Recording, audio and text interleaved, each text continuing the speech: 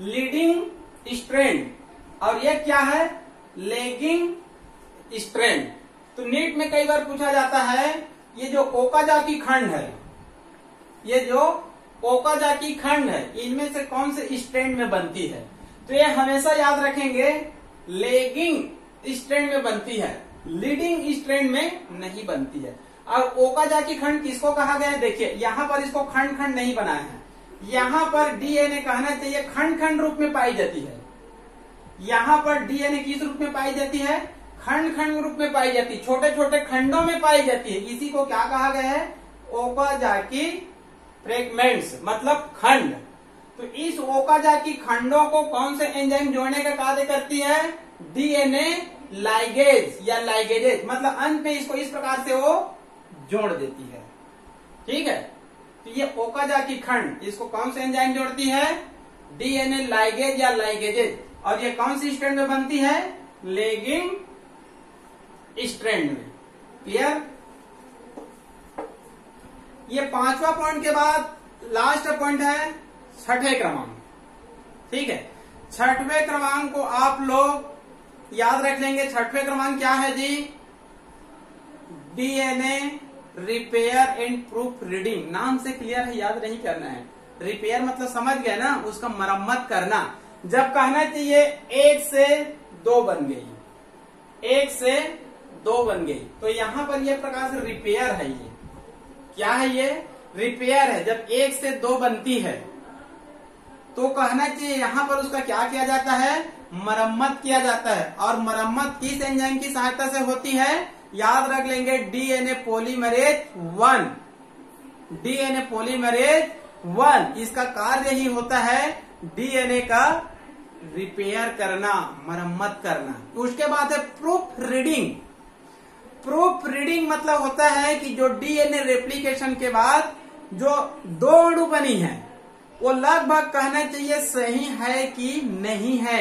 हालांकि इसमें सेल्फ क्षमता पाई जाती है प्रूफ रीडिंग की, मतलब कोई दूसरा व्यक्ति, कोई दूसरा बैक्टीरिया प्रूफ रीडिंग नहीं करता है, वो स्वयं कर लेता है। प्रूफ रीडिंग का मतलब यह है,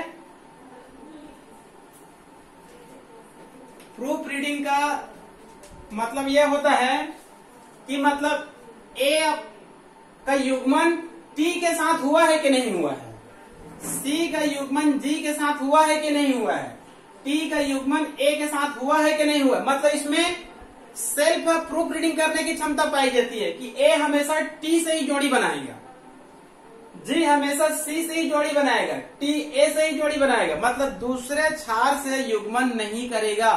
तो सेल्फ रेप्लिकेशन भी डीएनए पॉलीमरेज नामक एंजाइम की सहायता से होता है। मतलब रिपेयर और प्रूफ रीडिंग के लिए कौन सा एंजाइम जिम्मेदार है, डीएनए पॉलीमरेज नामक एंजाइम की आवश्यकता पड़ती है। कल आप लोग को पढ़ा रहा था, बता रहा था मैं, टाटोमेरिज्म म्यूटेशन क्या है, टाटोमेरिज्म म्यूटेशन क्या है। इस शब्द को मैं भी कहना चाहिए 2-4 साल पहले ही सुना था। म्यूटेशन तो मैं खूब पढ़ा हूँ और पढ़ाया भी हूँ, लेकिन टाटोमेरिज्म म्यूटेशन पहली बार मैं सुना 2-3 साल बाद। तो उत्तर में मैं पाया, नीट का क्वेश्चन है, जब कहना चाहिए डीएनए का रेप्लिकेशन होता है, यदि ए का जोड़ी टी से, सी का जोड़ी जी से, टी का जोड़ी ए से, मतलब जैसा जोड़ी बनना चाहिए वैसा जोड़ी बन गया, तब वो टाटोमेरिज्म म्यूटेशन नहीं है। लेकिन कभी कभार संयोगवश मान लो कहना चाहिए ए का जोड़ी टी नहीं बना, जी बन गया, सी का जोड़ी जी नहीं बना, टी बन गया, टी का जोड़ी ए नहीं बना, सी या जी बन गया। मतलब जैसा बनना चाहिए वैसा नहीं बन पाया, युग्मन, क्षारों का युग्मन।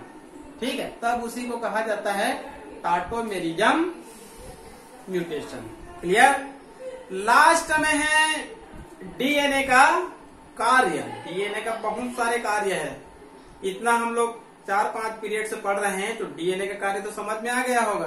कुछ समझ में नहीं आया है तो इतना तो जानते हैं, डीएनए क्या है, हमारे शरीर का आनुवांशिक पदार्थ है, जो आनुवांशिक गुणों को क्या करता है, नियंत्रण करता है, और आनुवांशिक लक्षणों को, आनुवांशिक सूचनाओं को भी एक पीढ़ी से दूसरे पीढ़ी में ले जाने का कार्य करता है। दूसरा कार्य होता है, डीएनए क्या कार्य करता है, ट्रांसक्रिप्शन। आगे पढ़ेंगे, ठीक है। डीएनए क्या कार्य करता है, ट्रांसक्रिप्शन। और ट्रांसक्रिप्शन के माध्यम से ये mRNA का निर्माण करता है। डीएनए ट्रांसक्रिप्शन करेगा और mRNA का निर्माण करेगा। क्लियर।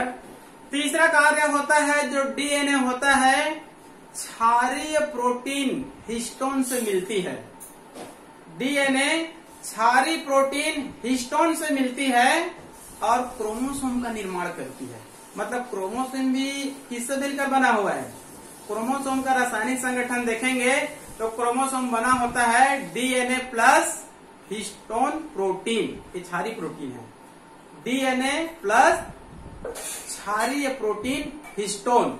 तो डीएनए कहना चाहिए क्षारीय प्रोटीन हिस्टोन से मिलती है और क्रोमोसोम का क्या करती है? निर्माण करती है। और क्रोमोसोम क्या होता है? आनुवांशिक गुणों का वाहक। मतलब क्रोमोसोम के अंदर डीएनए और जीन पाई जाती है। डीएनए और जीन को एक पीढ़ी से दूसरे पीढ़ी में ले जाने का कार्य कौन करता है? गुणसूत्र ही करता है। क्लियर। इतना समझ में आ गया मैकेनिज्म ऑफ डीएनए का रेप्लिकेशन। अब हम लोग आगे अध्ययन करते हैं। थोड़ा सा 1 मिनट का ब्रेक लेते हैं।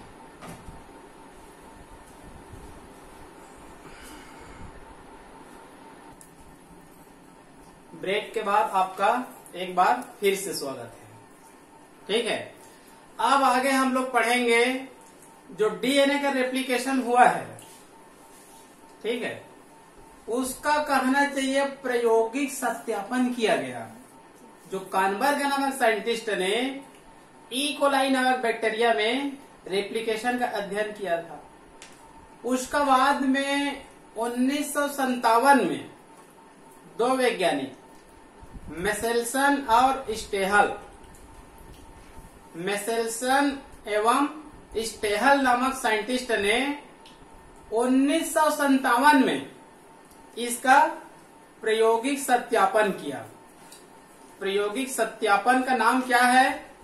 मेसेल्सन एवं स्टेहल का प्रायोगिक सत्यापन। ये कौन सी विधि से किया था? ये विधि का नाम यहाँ पर मुख्य रूप से तो नहीं लिखा है, लेकिन वर्णन के बीच में लिखा गया है। इस टेक्निक या विधि का नाम है buoyant density gradient centrifugation. Buoyant density gradient centrifugation नामक विधि से या टेक्नोलॉजी से कहना चाहिए इसका प्रायोगिक सत्यापन किया था। जब इन्होंने प्रायोगिक सत्यापन किया तो कौन से बैक्टीरिया पर फिर से प्रयोग किए थे? ये भी उसी बैक्टीरिया पर प्रयोग किए थे। बैक्टीरिया का नाम क्या है?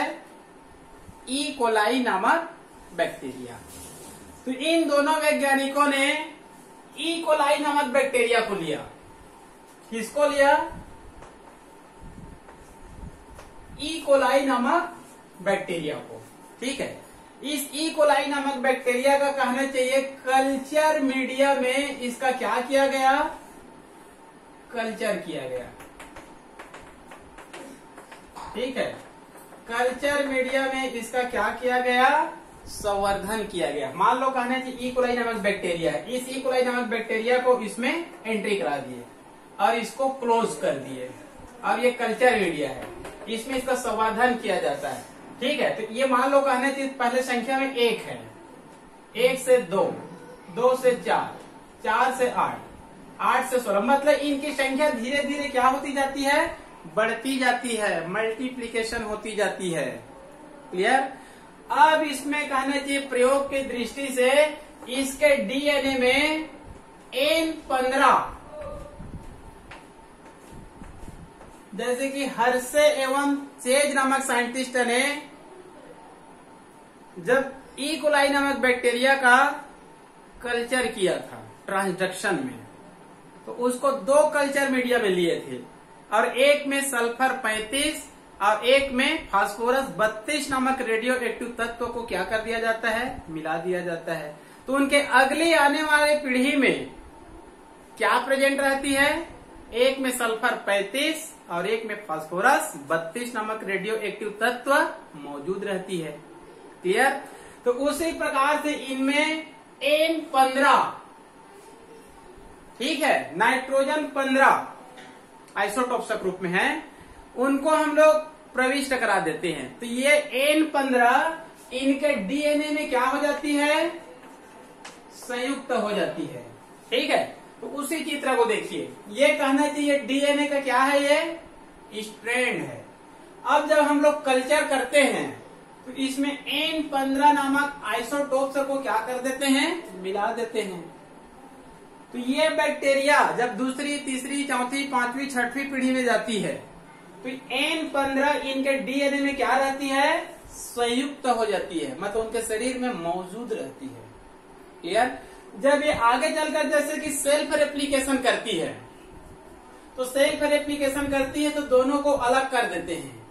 ये कहना चाहिए N15, तो एक कहना चाहिए जो लगभग हल्का गुलाबी है, ये अलग कर दिए एक, और ये अलग कर दिए। तो जो हल्का गुलाबी का दिख रहा है वो क्या है, ये N15। और रेप्लिकेशन के बाद सेमी कंजर्वेटिव, ये वास्तव में प्रायोगिक सत्यापन किसका हो रहा है, सेमी कंजर्वेटिव मेथड का, क्योंकि वाटसन एवं क्रिक नामक वैज्ञानिक ने क्या कहा था, डीएनए के रेप्लिकेशन कैसे होती है, सेमी कंजर्वेटिव मेथड से होती है, मतलब अर्ध संरक्षित विधि से होती है, मतलब कंजर्वेटिव डिस्पर्सिव मान्यता प्राप्त नहीं है। तो मेसेल्सन और स्टेहल ने किसका प्रायोगिक सत्यापन किया था, वाटसन एवं क्रिक का जो मेथड था सेमी कंजर्वेटिव, उसका प्रायोगिक सत्यापन किया गया। क्लियर। तो कहना चाहिए ये जो ओल्ड है, जो गुलाबी कलर का है, हल्का गुलाबी दिख रहा होगा, ये N15 है। जब ये कहना चाहिए दोनों अलग हो गए, और जब दोनों कहना चाहिए एक एक स्ट्रैंड और बनाती, जिसको मैं लगभग व्हाइट में बना दिया हूं, तो जो नई डीएनए बनती है उसमें क्या होती है, N14 होती है। तो N14 कहां से आ गया भाई, मूल में तो N15 तो है, तो ये 14 कहां से आ गया, इसको मैं बताऊंगा आगे। उसके बाद कहना चाहिए पुनः ये रेप्लिकेशन करती है, ये भी पुनः रेप्लिकेशन करती है। तो जो ओल्ड रहेगा उसमें N15 रहेगा, जो ओल्ड रहेगा उसमें N15 रहेगा, जो नई बनेगा उसमें N14। चूंकि ये कहना चाहिए न्यू है, ये 14 है, तो ये नया बनती है 14, तो ये 14 ही बनाएगा। ये भी नया बनती है 14, वो भी नया स्ट्रैंड बनाती है, तो उसमें क्या होती है, मतलब N14 ही होती है।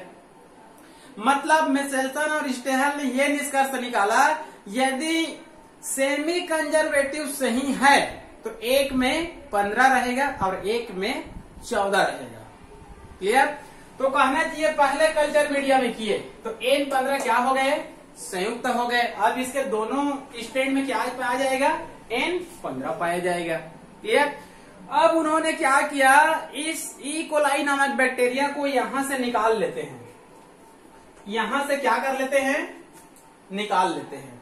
और ये कहना चाहिए सामान्य कल्चर मीडिया में फिर इसका कल्चर किया जाता है।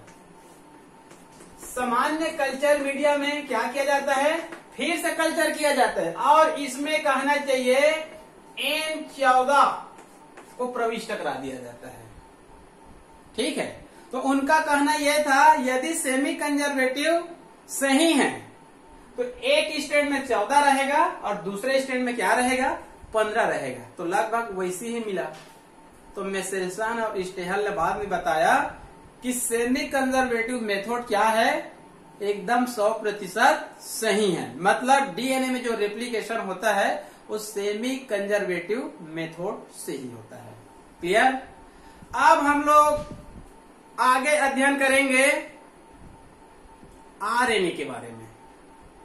आगे हम लोग क्या अध्ययन करेंगे, आरएनए के बारे में अध्ययन करेंगे। क्लियर।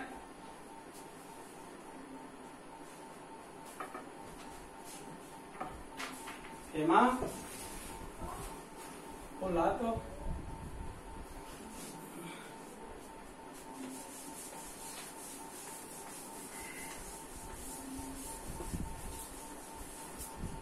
बंद कर दो।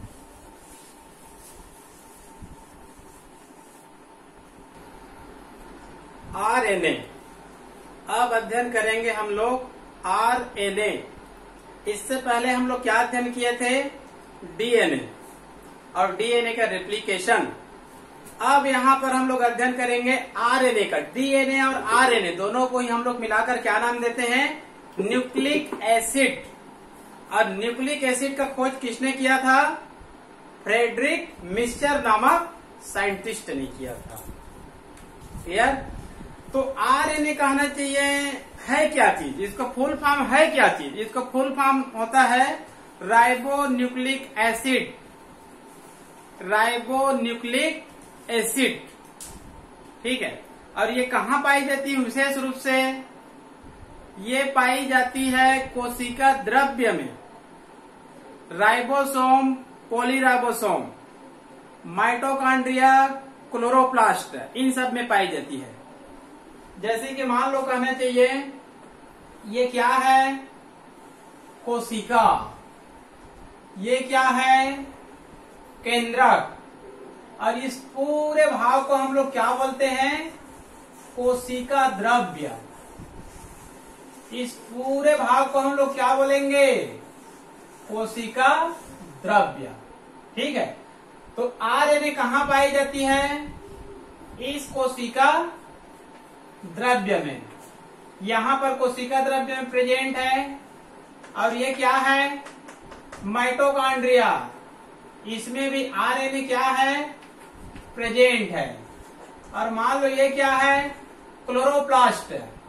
क्लोरोप्लास्ट में भी क्या प्रेजेंट है? आरएनए प्रेजेंट है। ये क्या है? राइबोसोम। राइबोसोम में ही ज्यादा मात्रा में पाई जाती है। इसमें भी क्या प्रेजेंट है? आरएनए प्रेजेंट है। मतलब आरएनए माइटोकॉन्ड्रिया में भी पाई जाती है, क्लोरोप्लास्ट में भी पाई जाती है, कोशिका द्रव्य में भी पाई जाती है और राइबोसोम में भी पाई जाती है। क्लियर? और डीएनए कहाँ पाई जाती है? डीएनए पाई जाती है केंद्रक के अंदर। ये कहना चाहिए गुणसूत्र है। ये केंद्रक के अंदर ये गुणसूत्र है, इसमें कहना चाहिए डीएनए पाई जाती है। और डीएनए माइटोकॉन्ड्रिया में भी पाई जाती है और डीएनए क्लोरोप्लास्ट में भी पाई जाती है। ठीक है, इसको याद रख लेंगे उपस्थिति को, किसमें पाई जाती है। क्लियर? तो आरएनए मतलब राइबो न्यूक्लिक एसिड, जो मुख्य रूप से कोशिका के अंदर कोशिका द्रव्य, राइबोसोम या पॉलीराइबोसोम, माइटोकॉन्ड्रिया, क्लोरोप्लास्ट में पाई जाती है। और डीएनए किसमें पाई जाती है? केंद्रक के अंदर और माइटोकॉन्ड्रिया और क्लोरोप्लास्ट में पाई जाती है। क्लियर? डीएनए एक आनुवांशिक पदार्थ है। डीएनए क्या है? एक आनुवांशिक पदार्थ है। और आरएनए आनुवांशिक पदार्थ नहीं है। लेकिन आप लोग यहां पर एक शब्द नोट कर लेंगे, प्लांट वायरस। आप लोग को मैं कल शायद बताया था, वायरस एक ऐसा जीव होता है जिसमें या तो डीएनए पाया जाएगा या फिर आरएनए पाया जाएगा, दोनों कभी भी एक साथ नहीं पाया जाएगा। तो मान लो कहना चाहिए कुछ प्लांट वायरस है जिसमें डीएनए नहीं है, केवल आरएनए है। तो केवल आरएनए है, तो कुछ प्लांट में, कुछ प्लांट वायरस में आरएनए क्या कार्य कर सकता है? आनुवांशिक पदार्थ के रूप में कार्य कर सकता है, बाकी अन्य में नहीं। तो 99.99 इतने में कहना चाहिए डीएनए क्या है? आनुवांशिक पदार्थ है। और केवल कुछ प्लांट वायरस में ही आरएनए क्या कार्य करेगा? आनुवांशिकी का कार्य करेगा। क्लियर? आरएनए वैसे कई प्रकार की होती है, एमआरएनए, टीआरएनए, आरआरएनए, इन सब का आगे जस्ट अभी अध्ययन करेंगे। तो आरएनए के विभिन्न प्रकारों का निर्माण कौन करता है? न्यूक्लियस के अंदर एक न्यूक्लियोलस होती है। न्यूक्लियस के अंदर एक न्यूक्लियोलस, केंद्रक के अंदर केंद्रिका होती है। यही कहना चाहिए आरएनए के विभिन्न प्रकारों का निर्माण करता है। क्लियर? वैसे न्यूक्लियोलस ही राइबोसोम का भी निर्माण करता है। न्यूक्लियोलस ही राइबोसोम का भी क्या करता है? निर्माण करता है। क्लियर? अब हम लोग देखेंगे आगे आरएनए का केमिकल कंपोजिशन। आरएनए का केमिकल कंपोजिशन, रासायनिक संगठन। कल मैं आप लोगों को डीएनए पढ़ाया था, तो उसमें आपको मैं कंपैरिजन करके बताया था। कि डीएनए और आरएनए में कहां कहां पर थोड़ा सा अंतर होता है, बाकी रासायनिक संगठन एक समान होता है। आपके पुस्तक में दोनों रासायनिक संगठन को मिला सकते हैं, केवल अंतर पाया जाएगा जैसे डीएनए आरएनए दोनों बने होते हैं नाइट्रोजन बेस से, दोनों बने होते हैं नाइट्रोजन बेस से। लेकिन याद रख लेंगे डीएनए में क्या पाई जाती है, थायमिन, तो आरएनए में क्या पाई जाती है, यूरासिल। एक अंतर। दूसरा अंतर याद रख लेंगे, डीएनए में होता है डीऑक्सीराइबोज शर्करा, डीएनए में होता है डीऑक्सीराइबोज शर्करा और आरएनए में क्या होता है, राइबोज शर्करा। केवल बस इतना अंतर है, बाकी रासायनिक संगठन एक समान है। क्लियर? तो यहाँ पर थोड़ा सा मैं बता रहा हूँ, आप लोग बुक में देख सकते हैं इसको। मान लो कहना जी शॉर्टकट लिख दिया हूँ, अब छोटा छोटा है तो पता नहीं दिख रहा है कि नहीं दिख रहा है, ठीक है। ये है नाइट्रोजन बेस और ये है राइबोज शर्करा और ये है फास्फोरिक एसिड, ठीक है। डीएनए में पाई जाती है एडेनाइन, गवानाइन, साइटोसिन, थायमिन, लेकिन आरएनए में क्या पाई जाती है, यूरासिल। इसको याद रख लेंगे, यही अंतर है। आरएनए में पाई जाती है यूरासिल और डीएनए में पाई जाती है थायमिन। यहाँ पर है राइबोज शर्करा, राइबोज शर्करा। डीएनए में यही क्या होती है, डीऑक्सी राइबोज शर्करा। डीऑक्सी को छोड़ देना है आपको, राइबोज शर्करा कह दीजिए। उसके बाद है फास्फोरिक एसिड, फास्फोरिक एसिड दोनों में क्या होती है, समान होती है। क्लियर? जब कहना चाहिए ये तीनों आपस में मिलती है, नाइट्रोजन बेस, राइबोज शर्करा, फास्फोरिक एसिड, जब तीनों मिलती है तब क्या कहलाती है, न्यूक्लियोटाइड बनती है। तो 4 प्रकार का न्यूक्लियोटाइड बनेंगे। जब ये आपस में दोनों मिलती है, जब ये दोनों आपस में मिलती है तब इसको बोलते हैं न्यूक्लियोसाइड।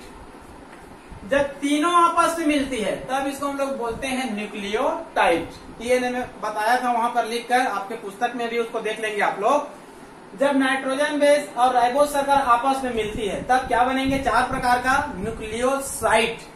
और जब ये न्यूक्लियोसाइड फास्फोरिक एसिड से क्रिया कर लेती है या फिर ये तीनों आपस में क्रिया कर लेती है तब क्या बनती है, न्यूक्लियोटाइड बनती है। तो 4 प्रकार का यहाँ पर न्यूक्लियोटाइड बनेंगे, एडिनिलिक एसिड, गवा निलिक एसिड, साइटिडिलिक एसिड और यूरिडिलिक एसिड। यूरी ये बना हुआ है यूरासिल से, यूरो या यूरिडिलिक एसिड। क्लियर? ये इसका क्या है, ये रासायनिक संगठन। ये जो न्यूक्लियोटाइड होता है 100 से अधिक, 1000 से अधिक न्यूक्लियोटाइड आपस में मिल जाती है फास्फोडाइएस्टर बॉन्ड्स से। फास्फोडाइएस्टर बॉन्ड्स से ये सब न्यूक्लियोटाइड